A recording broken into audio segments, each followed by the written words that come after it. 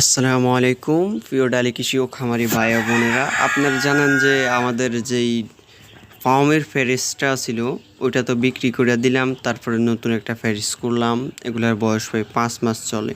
তো এগুলা নতুন করে ডিম পাড়তে আছে, ডিম পাড়া শুরু করছে। আমি কালকে একটা পাইছি, আজকে দেখলাম যে খামারে ডিম দেখা যাইতে আছে।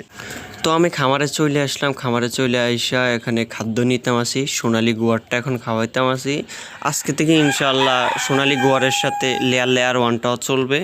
তো আমার এখন খাবার লওয়া শেষ, আমি এখন বাইরে যাবো। আর বাহিরে যে বৃষ্টি হইছে, বৃষ্টি হওয়ার কারণে আমাদের এইদিকে কিনে দিয়ে পানি উঠে গেছে এবং যেই কাদা হইছে।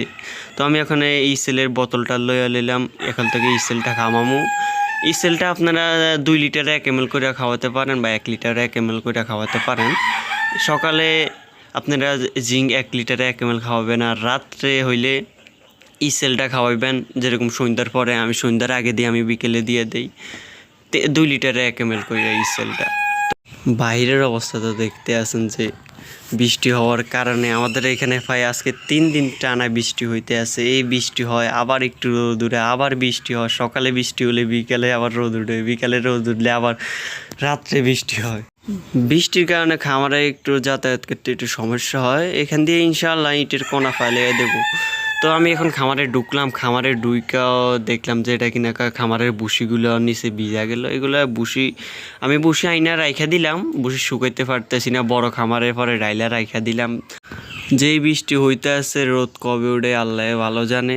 যাক, আল্লাহ ভরসা। ইনশাল্লাহ এখন বৃষ্টি হইতে আছে না, আজকের দিনে বৃষ্টি হয় নাই।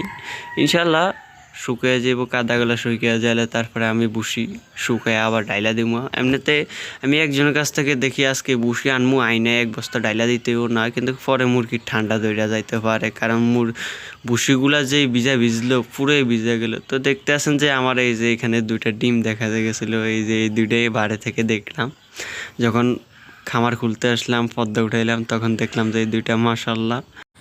আর আমি যে ফার্মে মুরগি ফালি, আমি কিন্তু এগুলা ঘরে বন্দি করে রাখি না, আমি এগুলা প্রাকৃতিকভাবে সাইরা ফালি। এই যে আমি এখানে এই জালের ভিতরে প্রাকৃতিকভাবে সাইরা ফালি।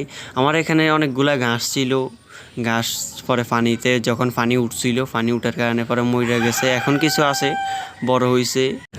আর এখন যেহেতু পানি কমে গেছে আর এখন অল্প অল্প পানি আছে, তো আমি এখন ভাবতেছিলাম এখানে কর্মী শাকের বিচি ফালাইয়া দিব। কর্মী শাকের বিচি পরে উঠে গেলে ওইগুলা পরে মুরগি সাইডা দিলে ঠুকরে ঠুকরে খাইব। আমি অনেক দিন তাহলে কখন ছাড়তাম না, এখন আমি কর্মী শাকের বিচি রুখে দিলে পরে ওইগুলো যখন সাইডা দিব তারপরে এগুলা খাবে। আর মুরগিরে যখন আপনি শাক সবজি এবং ঘাস খাওয়াবেন, মুরগির শরীরও ভালো থাকবে।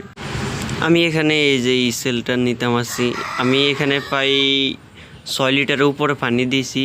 তো আমি এখানে 3 ml ইসেল দিমু। 2 লিটারে 1 ml করে দিলে হয়, আবার 1 লিটারে 1 ml করে দিলে সমস্যা নেই।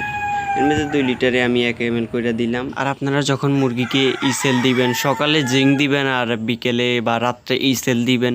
এগুলা দিলে আর আপনার মুরগির প্রোটেকশন কমবে না। অনেকে বলে যে ভাই আমার মুরগির প্রোটেকশন কমে গেছে, মুরগি ডিম পারে না, এমনকি ডিম বালা করে রানিংয়ে আসে না। কেন আসে না? আপনি যখন ডিম পাড়া শুরু করবে তখন আপনি ইসেল চলাবেন। ইসেল চলালে আপনার মুরগির প্রোটেকশন আর কমবে না। তো খাবার পানি দিয়ে দিলাম, খাবার পানি দেওয়ার পরে এখান থেকে মুরগিগুলো একটু ধুয়ে রয়েছিল, তো আমি ওইদিকে একটু দৌড়িয়ে দিলাম।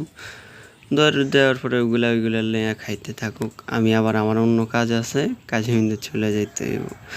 তো ভিডিওটা ছিল এই পর্যন্তই। আপনারা দোয়া করবেন ইনশাআল্লাহ, আর আমার জন্য দোয়া করবেন যেন আমি ইনশাআল্লাহ এই খামার দিয়ে সফলতা আনতে পারি। আমার জন্য দোয়া করবেন। আসসালামু আলাইকুম ওয়া রাহমাতুল্লাহ।